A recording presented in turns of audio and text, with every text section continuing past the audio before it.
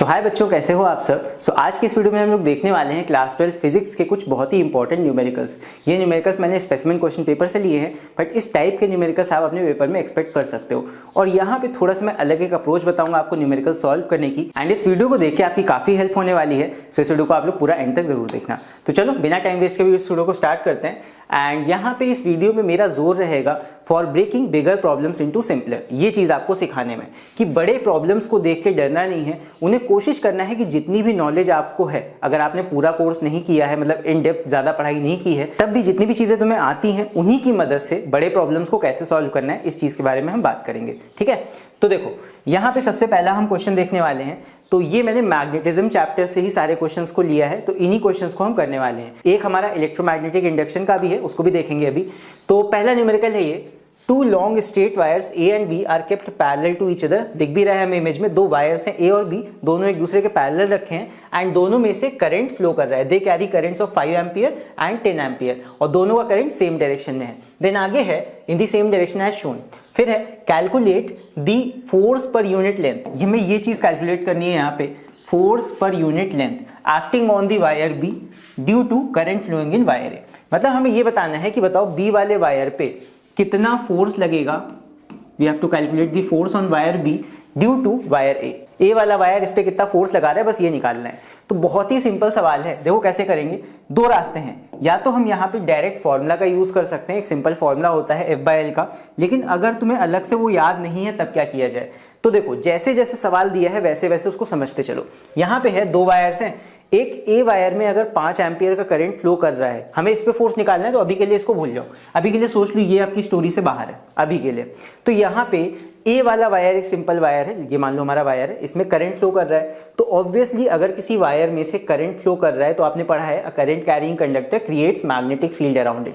तो ये वायर अपने चारों तरफ एक मैग्नेटिक फील्ड क्रिएट करेगा। तो हमें सारे पॉइंट से मतलब नहीं है, हमें बस ये पता लगाना है कि इस वायर से इतनी दूर पे, यानी कि 5 सेंटीमीटर दूर पे यहां ये कितनी मैग्नेटिक फील्ड क्रिएट कर रहा है। ठीक है, तो चलो देखते हैं। अभी हम निकालेंगे मैग्नेटिक फील्ड क्रिएटेड बाय ए। सो इतनी दूरी पे ए कितनी मैग्नेटिक फील्ड क्रिएट करेगा, देख लो। Magnetic field created by straight wire कितना होता है, ये होता है mu naught I divide by 2 pi R लिख सकते हो या ए भी ले सकते हो डिस्टेंस को। तो ये होता है एक स्ट्रेट वायर की वजह से, यहाँ पे हमारा स्ट्रेट वायर है, इसकी वजह से यहाँ पे कितना मैग्नेटिक फील्ड क्रिएट होगा वो।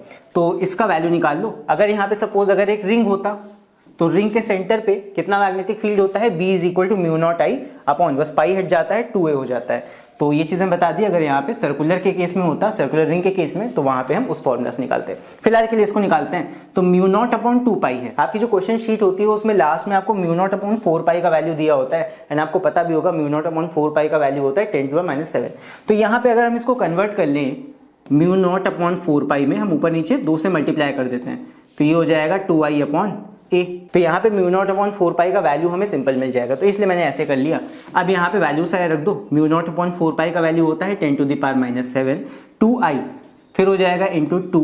हमें आई करंट कितना दिया हुआ है, ये दिया हुआ है 5, तो बस 5 वैल्यू रख देंगे यहाँ पे। अपॉन ए का वैल्यू रखना है, ए यानी कि डिस्टेंस, यहाँ से यहाँ का डिस्टेंस कितना है 5 सेंटीमीटर।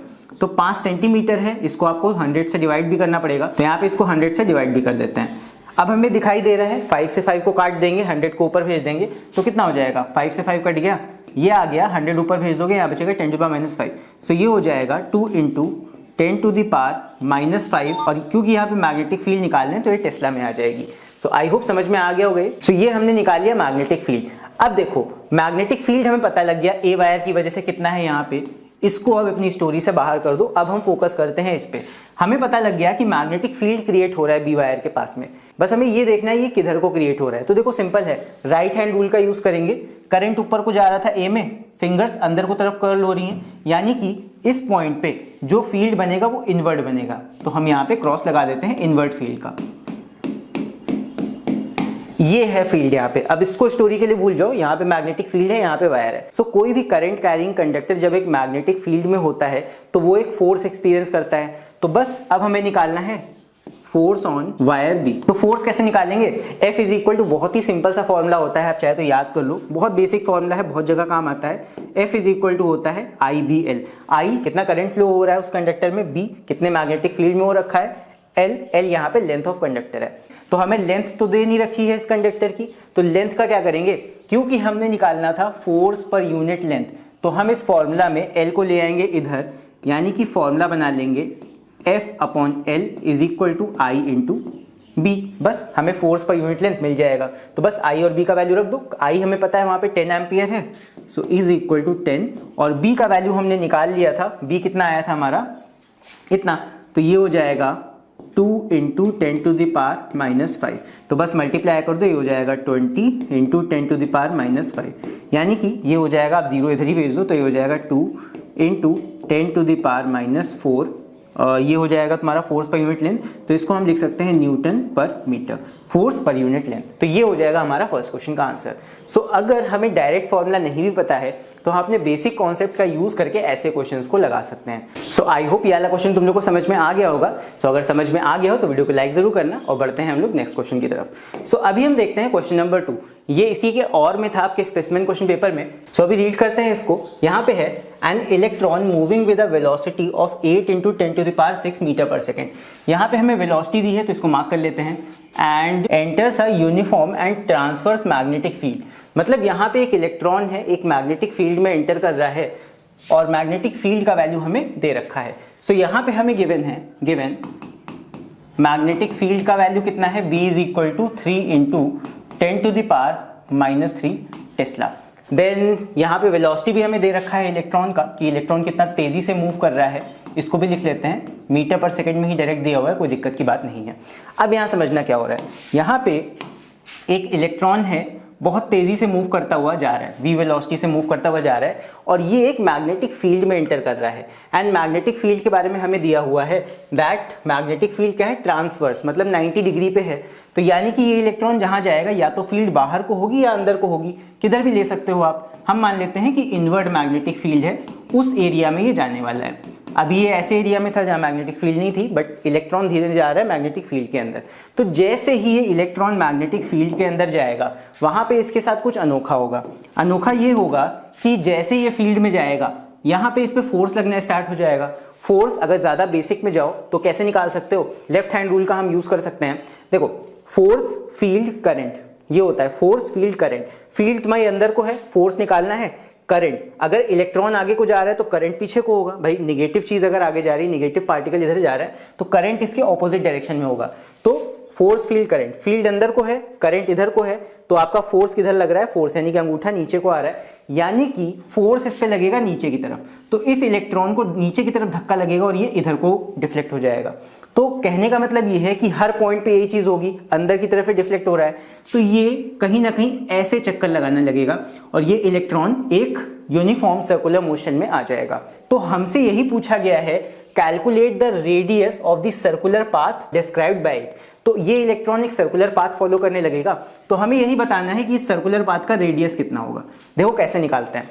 जैसे ही ये इलेक्ट्रॉन उस मैग्नेटिक फील्ड में जाएगा, तो यहाँ पे तुमने एक फॉर्मूला पढ़ा होगा या एक कॉन्सेप्ट पढ़ा होगा, फॉर्मूला की बात नहीं करते हैं। Force on A charge particle moving in a magnetic field, क्योंकि केप्ट अगर होता तो स्थिर चार्ज पे या स्टैटिक चार्ज पे कोई भी असर नहीं पड़ता है मैग्नेटिक फील्ड का।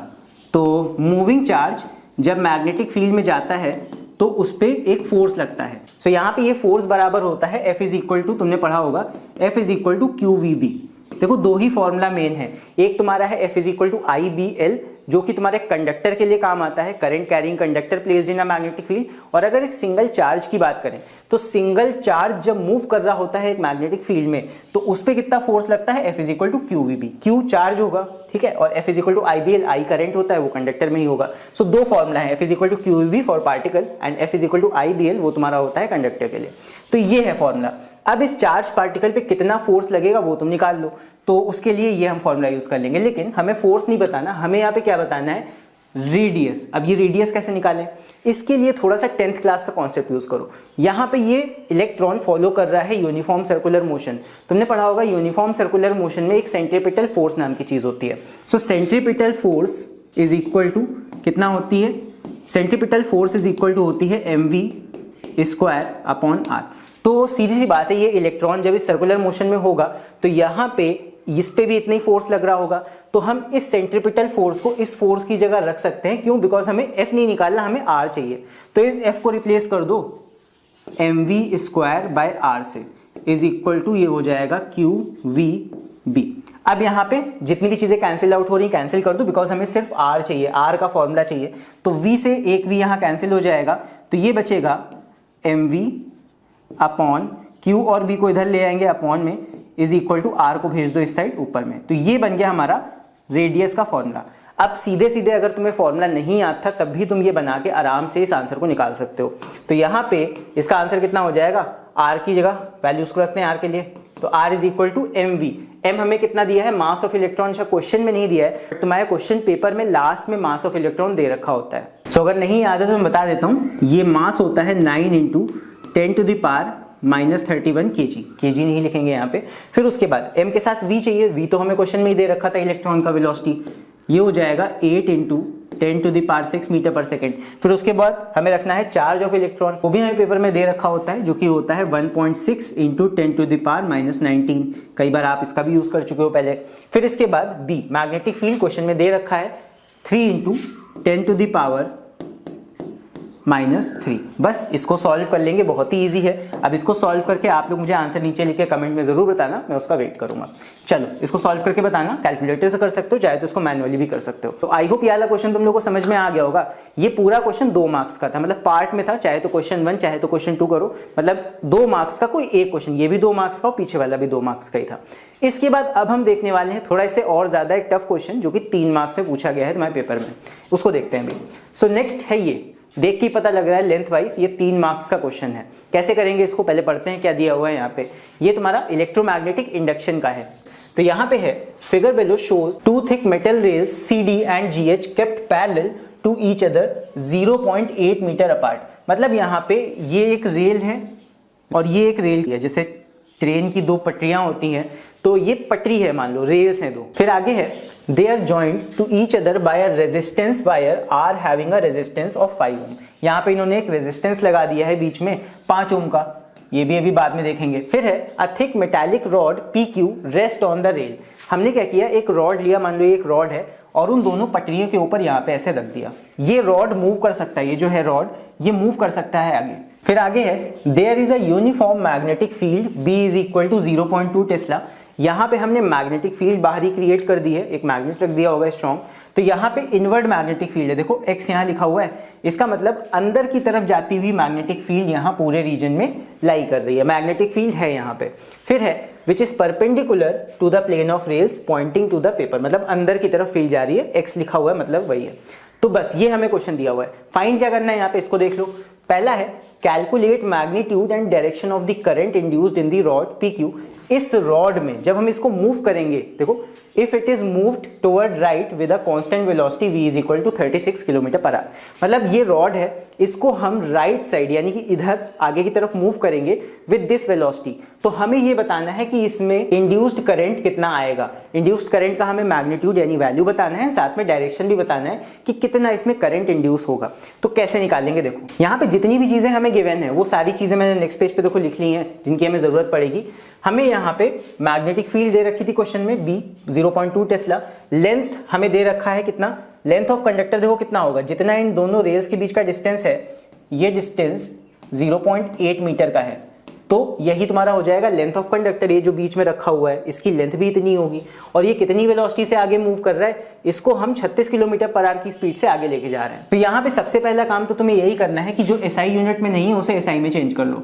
तो 36 × 5/18 कर लो पहले से, ये हो जाएगा 18 2 36, ये हो जाएगा 10, यानी कि 10 मीटर/सेकंड में हमने इसको कन्वर्ट कर लिया।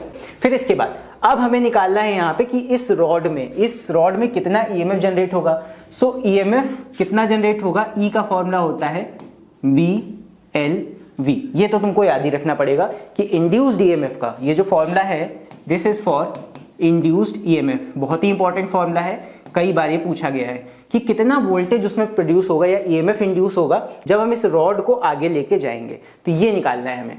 देख लो, अब यहाँ पे सारी वैल्यूज को रखते हैं, B, L और V की वैल्यूज को, हमें निकल के आ जाएगा कि यहाँ पे कितना EMF इंड्यूस हो रहा है। सो यहाँ पे अब इन सबका बस वैल्यू रखना है। तो यहाँ पे B का वैल्यू हमें दे रखा है 0.2 टेस्ला, ये रखा।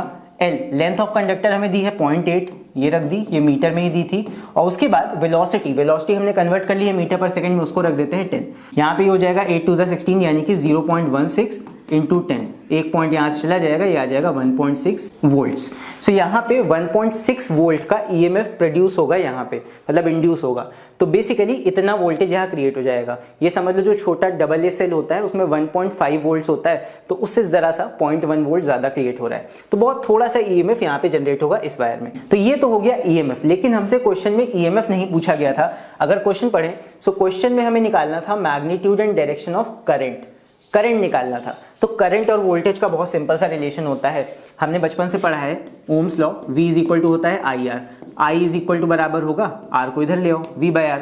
तो V यानी कि V और EMF लगभग सेम ही होता है। वैसे सेम नहीं होता है, अगर टेक्निकलिटी में जाओ तो थोड़ा डिफरेंस होता है दोनों में, लेकिन यहाँ के लिए क्योंकि और कोई चीज हमें नहीं दे रखी है, यहाँ पे हम EMF और वोल्टेज को एक बराबर मान सकते हैं। तो यहाँ पे जितना EMF तुम्हारा आया है वही तुम्हारा वोल्टेज है 1.6। रेजिस्टेंस तुम्हारे सर्किट में कितना लगा है R, यहाँ पे R का वैल्यू मैंने पहले से मार्क किया था, R हमें दे रखा था, कहाँ गया ये 5 ओम का, तो 5 ओम का ये रेजिस्टर था, R का वैल्यू 5 ओम हो गया। बस इसको भी हम डिवाइड कर लेंगे तो ये कितना आ जाएगा, यहाँ पे पॉइंट हटा के नीचे 0 लगा दो, ये हो जाएगा 8 2 से काट दो 8/25। बस इसको और डिवाइड कर लो, इसको डिवाइड करोगे जहां तक आ जाएगा 0.32, और क्योंकि करंट है तो ये एम्पियर में आ जाएगा। सो इतना करंट आ जाएगा इंड्यूस्ड करंट के फॉर्म में, ठीक है। तो यहाँ पे हमने मैग्नीट्यूड तो बता दिया, लेकिन हमसे ये भी पूछा गया था कि बताओ कौन से डायरेक्शन में ये करंट इंड्यूस होगा। तो इंड्यूस्ड की जितनी भी चीजें होती हैं, चाहे इंड्यूस्ड वोल्टेज हो, वोल्टेज का तो खैर कोई डायरेक्शन नहीं होता है, करंट का डायरेक्शन होता है। सो इंड्यूस्ड करंट का डायरेक्शन बताने के लिए तुम्हें हमेशा राइट हैंड का यूज करना पड़ेगा। लेफ्ट हैंड हमेशा फोर्स, फील्ड ये सब निकालने के लिए यूज करते हैं, और राइट हैंड का हम यूज करते हैं इंड्यूस्ड वाली चीजें निकालने के लिए। सो इंड्यूस्ड करंट निकालना है तो देखो ये होता है आपका फोर्स फील्ड करंट, ऐसे याद रखो, फोर्स फील्ड करंट। तो फोर्स यानी कि वेलोसिटी हम इधर को मूव कर रहे हैं, ये फील्ड वाला फिंगर है तो फील्ड अंदर की तरफ है, रॉड पे फोर्स इधर लग रहा है, फील्ड अंदर को है, तो ये वाला फिंगर यानी कि करंट किधर को है, ऊपर की तरफ। तो यानी कि करंट इसमें जाएगा ऊपर की तरफ, यानी कि यहां पे हमारा डायरेक्शन क्या हो जाएगा, फ्रॉम Q टू P, यानी कि अपवर्ड। Q टू P लिख देना ज्यादा बेटर रहेगा, current will flow from Q to P point, ये हो जाएगा डायरेक्शन ऑफ करंट। सो यहाँ देख लो हमने मैग्नीट्यूड एंड डायरेक्शन दोनों बता दिए हैं इस क्वेश्चन में। सो अगर समझ में आ गया हो तो इसके बाद अभी हम लोग देखते हैं second part. So second part में हमसे क्या बोला गया है, यहाँ पे है the rod PQ is now made to perform a simple harmonic motion.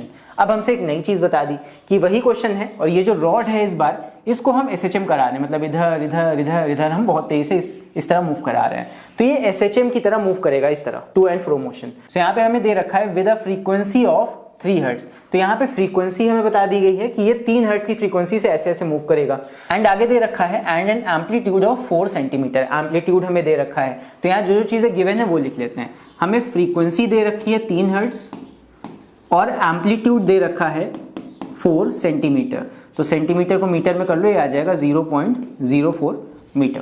फिर है calculate the maximum value of the EMF, यानी कि हमें मैक्सिमम EMF बताना है या मैक्सिमम वोल्टेज बताना है, वोल्टेज नहीं कहेंगे यहाँ EMF ही बोलोगे। मैक्सिमम EMF कितना प्रोड्यूस होगा इस रॉड में। पिछले केस में अलग चीज थी, यहाँ पे हम SHM करा रहे हैं, मूव करा रहे हैं इसको टू एंड फ्रो, तो बताना है। तो यहाँ तुम्हें थोड़ा सा एक चीज का नॉलेज होना चाहिए। देखो अगर तुम्हें मैक्सिमम EMF निकालना है तो EMF क्या होता है, BVL। यहाँ पे वेलोसिटी रखते थे नॉर्मल, तो मैक्सिमम EMF के लिए B और L तो सेम ही रहने वाले हैं, मैग्नेटिक फील्ड भी वैसी ही रहेगी, लेंथ ऑफ कंडक्टर भी नहीं चेंज होगा। चेंज क्या हो रही है, वेलोसिटी। SHM में वेलोसिटी अलग अलग होती है पूरे मोशन में। सो यहाँ पे हमें मैक्सिमम EMF के लिए वेलोसिटी भी मैक्सिमम वाली रखनी होगी। तो ये मैक्सिमम वेलोसिटी अगर तुम निकाल ले गए तो बाकी बहुत आसान क्वेश्चन हो जाता है ये। तो याद रखो कि SHM में, सिंपल हार्मोनिक मोशन में, जो मैक्सिमम वेलोसिटी होता है that is equal to omega R। ये होता है मैक्सिमम वेलोसिटी, और R नहीं होगा यहाँ पे, ओमेगा A मतलब एम्पलीट्यूड, R वही डिस्टेंस या एम्पलीट्यूड यहाँ पे रखेंगे। सो ओमेगा A रख के हम मैक्सिमम वेलोसिटी निकाल सकते हैं। ओमेगा ये याद रखना 2πf के बराबर होता है, ये मैंने तुम्हें ऑल्टरनेटिंग करंट वाले वीडियो में बताया था। ओमेगा की जगह 2πf रखा, A का वैल्यू यहाँ रख देंगे, क्वेश्चन में हमें एम्पलीट्यूड दे रखा है, एम्पलीट्यूड ऑफ 4 सेंटीमीटर। तो इसको चाहो तो निकाल लो यहीं पे, ये हो जाएगा 2πf, f हमें दे रखा है 3, मल्टीप्लाई बाय ए का वैल्यू हमें दे रखा है कितना 4 सेंटीमीटर, तो इसको मीटर में कर लो 4/100, ऐसे मैंने कर लिया था यहाँ पे। तो 0.04 रख दो, चाहे 4/100 रख दो, इसको कैंसिल कर लो या फिर डायरेक्ट मल्टीप्लाई कर दो। 4 3 12, 2 24, ये आ जाएगा 24 पाई अपॉन 100। तो ये आ गया मैक्सिमम वेलोसिटी। अब ये आ जाएगा तुम्हारा मीटर पर सेकंड में, क्योंकि तुमने सारी चीजें एसआई यूनिट में रखी हैं। तो यही चीज उठा के हम इस फॉर्मूला में रख देंगे। ई निकालना है, बी हमें दे रखा था क्वेश्चन में, यहाँ पे नहीं लिखा है मैंने, बी हमें दे रखा था 0.2 टेस्ला, तो ये हो जाएगा 0.2 इंटू वी मैक्स, यानी कि मैक्सिमम वेलोसिटी हमने निकाल लिया है कितना 24 pi upon 100 into L, length of conductor वही है 0.8, यहाँ से यहाँ तक का डिस्टेंस कितना था 0.8 मीटर। तो बस ये रख देंगे 0.8, एंड ये सारी चीजें कैलकुलेटर में लिख के निकाल लोगे तो आ जाएगा। यहाँ पे 8 2 16 हो जाएगा, तो यहाँ थोड़ा और मैं लिख देता हूँ 24 पाई इंटू 16, और 16 भी क्यों 0.16 आएगा, 0.16 डिवाइड बाय 100। तो बस इसका वैल्यू तुम लोग निकाल लेना, एंड इसका आंसर भी तुम लोग मुझे नीचे कमेंट में लिख के जरूर बताना। सो मैं ये वाला आंसर और पिछला वाला आंसर एक्सपेक्ट कर रहा हूँ कि तुम लोग कमेंट में सॉल्व करके मुझे जरूर बताओगे। सो आई होप ये वाला क्वेश्चन भी समझ में आ गया होगा। एंड बेसिकली ऐसे क्वेश्चंस में तुम्हारा अप्रोच बहुत मैटर करता है, क्योंकि देखो हर क्वेश्चन सिर्फ फॉर्मूला याद करके नहीं हो जाता, वहां पे कई सारे ऐसे कॉन्सेप्ट्स होते हैं जो तुम्हें गहराई में जाके सोचने पड़ते हैं। अगर कॉन्सेप्ट तुम पकड़ ले गए क्वेश्चन का, तो आधी प्रॉब्लम वहीं पे सॉल्व हो जाती है। बाकी थोड़ी बहुत दिक्कतें हैं कि तुम्हें बेसिक फॉर्मूला तो एटलीस्ट आने चाहिए, उनका हो जाता है। और कभी कभी किसी क्वेश्चन में एक अलग कॉन्सेप्ट जोड़ दिया जाता है, जैसे यहाँ पे था एसएचएम का थोड़ा सा कॉन्सेप्ट था। तो वही है, जितने ज्यादा क्वेश्चन तुम प्रैक्टिस करोगे या जितने क्वेश्चन अभी तक तुमने लगाए होंगे, उसमें तुमने देखा ही होगा अलग अलग टाइप्स की चीजें मिक्सअप होकर आ जाती हैं प्रॉब्लम्स में। तो जितने क्वेश्चन कर लोगे उतनी नई नई चीजें तुम्हें पता लगेंगी। मेन तुम्हारा तरीका यहाँ मैटर करता है कि किस तरह से तुम न्यूमेरिकल को अप्रोच करते हो। समझ के करोगे तो बहुत आसानी से हो जाएगा, और तुम्हें हर एक फॉर्मूला रट के जाने की जरूरत भी नहीं पड़ेगी। अब यहाँ पे बेसिक फॉर्मुलाज तो तुम्हें याद करनी पड़ेंगी। जैसे तुम्हारा बेसिक फॉर्मूला यहाँ पे ई निकालने का था, F = IBL था फॉर एनी कंडक्टर, और F = QEB था फॉर एनी पार्टिकल। तो इस तरह के बेसिक फॉर्मूला के अलावा सारे फॉर्मूला और जो हैं बड़े बड़े, वो तुम्हें याद करने की जरूरत हो सकता है ना पड़े, राइट। सो आई होप ये सारी चीजें तुम लोग को अच्छे समझ में आ गई होंगी, एंड जो मैं तुम्हें एक्सप्लेन करना चाहता था वो भी समझ में आया होगा। सो नेक्स्ट वीडियो किस टॉपिक पे चाहते हो मुझे कमेंट्स में लिख के जरूर बताना, एंड जो 2 क्वेश्चंस मैंने बीच में छोड़े थे उनके फाइनल आंसर तुम लोग मुझे नीचे कमेंट्स में लिख के जरूर बताना, मैं उनको भी देखूंगा। और इसी के साथ चलो मिलते हैं फिर नेक्स्ट वीडियो में, तब तक तुम लोग तैयारी करते रहो, एंड मुझे बता देना नेक्स्ट वीडियो किस चीज पे चाहिए। सो मिलते हैं फिर अगले वीडियो में, तब तक के लिए take care, see you and bye bye.